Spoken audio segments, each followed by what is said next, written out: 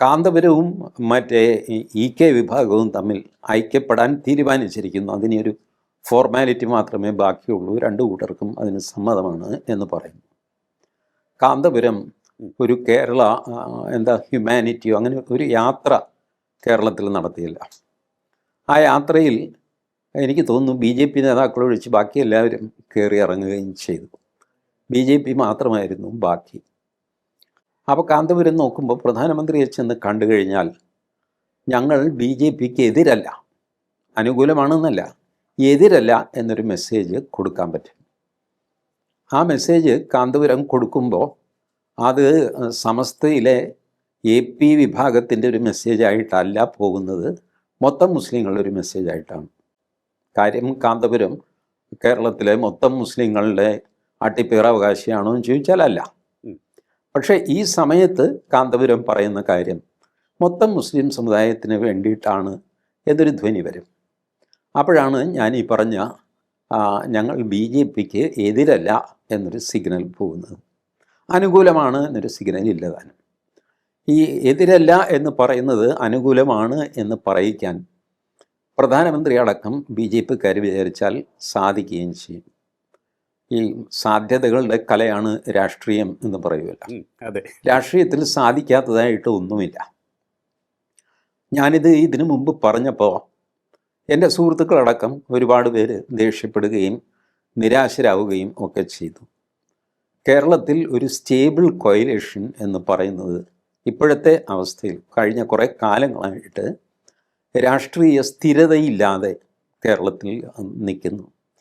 ആ പിണറായി വിജയന് 99 സീറ്റ് കിട്ടിയില്ലേ, അതൊരു സ്ഥിരതയല്ലേ എന്ന് ചോദിക്കാം.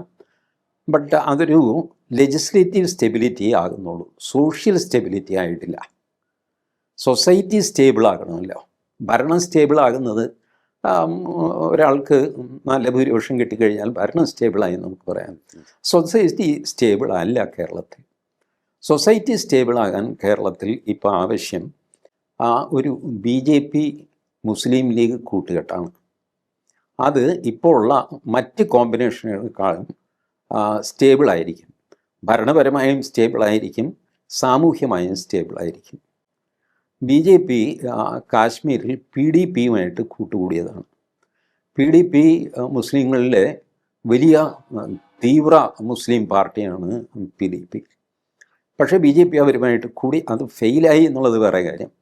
1.5 വർഷമൊക്കെ ഭരിക്കാൻ പറ്റുള്ളൂ. പക്ഷേ ബോൾഡായിട്ട് ഒരു കൂട്ടുകെട്ടുണ്ടാക്കാൻ BJPക്കും PDPക്കും സാധിച്ചു എന്നുള്ളതാണ് അതിനകത്തു നിന്നുള്ള പാഠം. അപ്പോൾ PDPയുമായിട്ട് നോക്കിക്കഴിയുമ്പോൾ കേരളത്തിലെ മുസ്ലിം ലീഗ് എന്നൊക്കെ പറഞ്ഞു കഴിഞ്ഞാൽ വളരെ മൃദുവായ ഒരു ഇസ്ലാം ഐഡിയ ഉള്ള ആൾക്കാരാണ്. അതിനകത്ത് നിറയെ മുസ്ലിങ്ങളാണ് എന്നുള്ളത് മാത്രമാണ് അവരെപ്പറ്റി നമുക്ക് പറയാനുള്ള ഒരു പരാതി.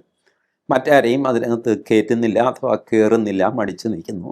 പണ്ടൊരു രാമൻ ഒക്കെ ഉണ്ടായിരുന്നു പേരിന്.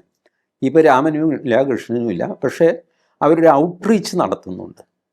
കഴിഞ്ഞ പഞ്ചായത്ത് തിരഞ്ഞെടുപ്പിന് ശേഷം മുസ്ലിം ലീഗ് ബോധപൂർവം അന്യ സമുദായങ്ങളെ കുറച്ചു പേരെയെങ്കിലും തങ്ങളുടെ കൂട്ടത്തിൽ കൊണ്ടുവരാനും പ്രാദേശിക നേതൃത്വത്തിലേക്ക് കൊണ്ടുവരാനും ഒക്കെ ബോധപൂർവമായിട്ട് മുസ്ലിങ്ങൾ ശ്രമിക്കുന്നുണ്ട്.